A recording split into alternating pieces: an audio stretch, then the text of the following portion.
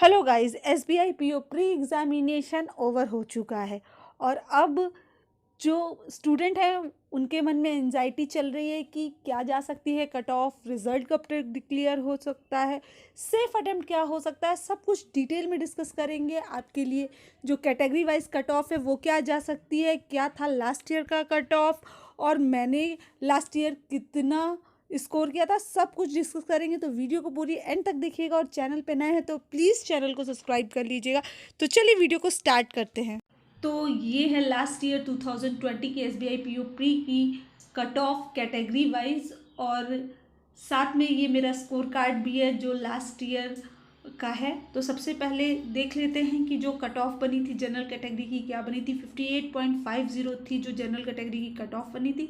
यहाँ आप मेरा स्कोर देख सकते हो 62.25 मैंने स्कोर किया है। हालांकि मैंने ईडब्ल्यूएस कैटेगरी से फॉर्म फिल किया था लेकिन मैंने जनरल कैटेगरी की भी कट ऑफ क्लियर की थी। ईडब्ल्यूएस का 56.75, ओबीसी का 56, एसटी का 43.75, एससी का 50। ये थी लास्ट ईयर की कट ऑफ कैटेगरी वाइज। अभी जो इस साल की कट ऑफ है वो क्या जा सकती है, कितना हो सकता है सेफ अटेम्प्ट, चलिए सब कुछ डिटेल में देखते हैं। उससे पहले मैं आप लोगों को एक चीज़ क्लियर करना चाहूँगी। अगर आप एसबीआई पीओ प्री का एग्ज़ाम दिए हो और आपको लगता है आपने एक्यूरेसी मेंटेन की है तो आप बेहिचक मेंस की प्रिपरेशन करो। मेंस की प्रिपरेशन करना आपके लिए इस समय बहुत ज़्यादा ज़रूरी है क्योंकि रिज़ल्ट आएगा, फिर 10 दिन बाद एग्ज़ाम हो जाएगा और रिज़ल्ट आपका बहुत ज़्यादा टाइम नहीं लेगा। तो चलिए देखते हैं कि जो कट ऑफ है वो क्या जा सकती है और रिज़ल्ट आपका कब तक आएगा। एसबीआई पीओ प्री एग्जामिनेशन 2021 की कट ऑफ क्या जा सकती है। लास्ट ईयर का जो एग्ज़ाम लेवल था इस साल से ठीक था। इस साल जो एग्ज़ाम लेवल है काफ़ी ज़्यादा लास्ट ईयर से हाई हो गया है। तो यहाँ पर जो कट ऑफ है वो ज़रूर डाउन होगी क्योंकि वैकेंसी एसबीआई पीओ में सेम थी। लास्ट ईयर भी सेम थी, इस साल भी कोई भी डिफरेंस नहीं है क्योंकि वैकेंसी का भी कहीं ना कहीं इफ़ेक्ट पड़ जाता है। लेकिन अभी जो एग्ज़ाम लेवल है वो भी काफ़ी हाई हो गया है इस साल। तो चलिए सबसे पहले सेफ अटेम्प्ट देख लेते हैं, उसके बाद देखेंगे कि जो कट ऑफ है वो क्या जा सकती है। सेफ अटेम्प्ट की बात करें तो कैटेगरी वाइज अगर मैं सेफ अटेम्प्ट की बात करूं तो यहाँ अगर मैं जनरल कैटेगरी के लिए सेफ अटेम्प्ट की बात करूं तो जनरल कैटेगरी के लिए जो आपकी सेफ अटेम्प्ट है वो आपकी 55 से लेकर अगर आपने 59 के बीच अटेम्प्ट किया है, एक्यूरेसी अच्छी आपने मेंटेन की है तो आपके चांसेस हैं। नेक्स्ट अगर मैं ईडब्ल्यूएस कैटेगरी की बात कर लेती हूँ, ईडब्ल्यूएस कैटेगरी के लिए सेफ अटेम्प्ट क्या हो सकती है। तो ईडब्ल्यूएस के लिए भी मैं कहूँगी कि जो जल के लिए सेफ अटेम्प्ट है वही आपके लिए भी सेफ अटेम्प्ट है। और ओबीसी कैटेगरी के लिए, ये तीन कैटेगरी के लिए जो सेफ अटेम्प्ट है वो सेम है। नेक्स्ट बात कर लेते हैं एससी कैटेगरी के लिए क्या हो सकती है सेफ अटेम्प्ट। एससी कैटेगरी के लिए सेफ अटेम्प्ट मैं कहूँगी अगर आप 48 to 54 के बीच आपने अटेम्प्ट किया है तो आप सेफ जोन में हो। Next ST category, ST category के लिए सेफ अटेम्प्ट क्या हो सकता है। एससी कैटेगरी के लिए मैं कहूँगी सेफ अटेम्प्ट जो है आपके लिए 42 to 46 के बीच अगर आपने अटेम्प्ट किया है तो ये है आपके लिए सेफ अटेम्प्ट। ये तो रहा आपका सेफ अटेम्प्ट। अब कट ऑफ क्या बन सकती है अभी चलिए देखते हैं। जो एसबीआई पीओ प्री की है कट ऑफ क्या जा सकती है। जनरल कैटेगरी की बात कर लेते हैं। देखो जनरल कैटेगरी के लिए अगर मैं कट ऑफ की बात करूँ तो आप यहाँ 1-2 नंबर प्लस माइनस कर लेना। एक चीज़ और मुझे क्लियर करनी थी कट ऑफ बताने से पहले। काफ़ी स्टूडेंट का ये क्वेश्चन रहता है कि मैम कुछ स्टूडेंट हैं जो बता रहे हैं कि उन्होंने 65 प्लस किया है तो मैं क्या करूँ। तो देखो आप बिल्कुल परेशान मत हो, आप अपने एक्यूरेसी पर फोकस करो। ये जो भी मैं बता रही हूँ एक्यूरेसी बता रही हूँ, इतना अगर आप एक्यूरेसी के साथ अटेम्प्ट करके आए होगे तो ही आप सेफ जोन में। अब ऐसा नहीं है कि इतना क्वेश्चन अटेम्प्ट करके आए हो और उसमें भी आपकी 80% एक्यूरेसी है तो फिर वहाँ गड़बड़ हो जाता है। अगर एक्यूरेसी से इतना अटेम्प्ट किया है तो ये आपके लिए सेफ अटेम्प्ट है। अब जो लोग 65, 70 प्लस करके आए हैं और एक्यूरेसी नहीं मेंटेन की हैं तो आ तो जाते हैं, फिर वो कट के जो नंबर है उसके बाद तो यही कैटेगरी आ जाती है ना। तो कैटेगरी वही आनी है।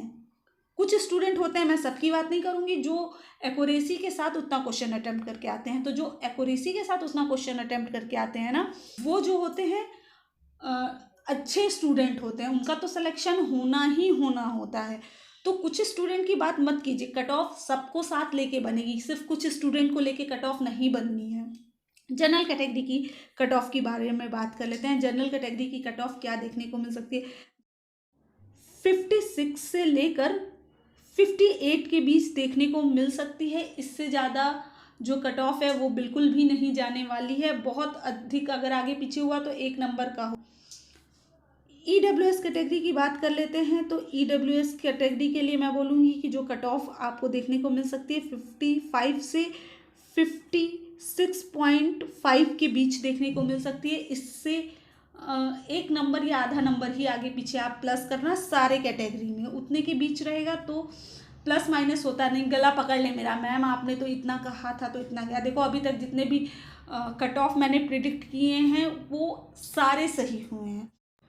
नेक्स्ट OBC कैटेगरी की बात कर लेते हैं। OBC कैटेगरी के लिए जो कट ऑफ है वो क्या जा सकती है, तो OBC कैटेगरी के लिए मैं बोलूँगी ये जो कट ऑफ आपको देखने को मिल सकती है 54 से 56 के बीच आपको ये कट ऑफ देखने को मिल सकती है।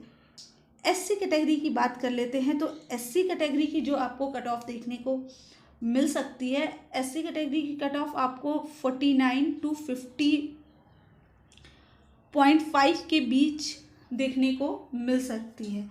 ST कैटेगरी के कट ऑफ के बारे में बात कर ले कि SC कैटेगरी के लिए क्या कट ऑफ जा सकती है, तो ST कैटेगरी के लिए जो आपकी कट ऑफ है वो आपको 42.5 से यहाँ पर 44 के बीच देखने को मिल सकती है। ये है कैटेगरी वाइज कट ऑफ, इसी के आसपास आपकी कट ऑफ रहने वाली है। अभी काफ़ी सारे स्टूडेंट हैं जो कहेंगे नहीं मैम कट ऑफ तो ज़्यादा भी जा सकती है, वहीं कई होंगे कि मैम कम भी जा सकती है।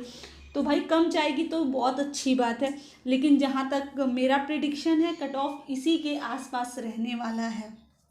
और अगर ज़्यादा चली जाती है तो ज़्यादा नहीं जाएगी। रीज़न क्या है कि जो एग्ज़ाम लेवल है लास्ट ईयर से हाई है। लास्ट ईयर की कट ऑफ आप देख चुके हो, लास्ट ईयर की कट ऑफ इससे भी कम बनी थी, जबकि एग्ज़ाम लेवल जो था इजी था। कट ऑफ सबको साथ में लेके चलता है। मेरा सजेशन आपको यही है कि अभी आप किसी इधर उधर की बातों को मत सुनिए। आपने अगर एक्यूरेसी के साथ पेपर को अटेम्प्ट किया और मैंने जितना प्रेडिक्ट किया उससे भी कम अगर आपने किया है तो भी कोई प्रॉब्लम नहीं है। आप मेंस की प्रिपरेशन कीजिए। कट ऑफ कहाँ जाके रुकेगी ये कोई नहीं जानता है ना। आप प्रिपरेशन कीजिए। ऐसा नहीं है कि आप दूसरों के चक्कर में रहिए कि नहीं पता नहीं ज़्यादा जाएगी कम जाएगी और पता चला एग्ज़ाम क्लियर हो गया और फिर आप बैठे हो। ऐसा ना हो आपके साथ। आपका मीन्स भी क्वालिफाई हो और आपको पता है मीन्स में आपको डिस्क्रिप्टिव भी लिखना है, तो उस हिसाब से प्रिपरेशन कीजिए। टाइम बहुत कम है, विदिन 1 मंथ आपका मीन्स होने की पॉसिबिलिटी भी है। तो फिर उन सारी चीज़ों को ध्यान में रखते हुए आपको प्रिपरेशन करनी चाहिए मीन्स की। और अभी आपके काफ़ी एग्ज़ाम भी लाइन अप हैं। SBI PO के अलावा आपको IBPS PO का प्री देना है, मीन्स देना है, क्लर्क का प्री मीन्स देना है। तो सबको साथ में लेके ही प्रिपरेशन आपको करनी होगी। आपने कितना अटेम्प्ट किया है कमेंट में मेंशन कीजिएगा। कोई क्वेरी होगी तो भी मेंशन कीजिएगा। आपको डिस्क्रिप्टिव की प्रिपरेशन कैसे करनी है, कैसे आपको मेंस की प्रिपरेशन करनी है, उस पर मैं एक डिटेल पे वीडियो बना दूंगी अगर आप कहोगे तो। अभी वीडियो को एंड करते हैं। चैनल पे नए हो तो प्लीज़ चैनल को सब्सक्राइब कीजिएगा और वीडियो को लाइक शेयर कीजिएगा।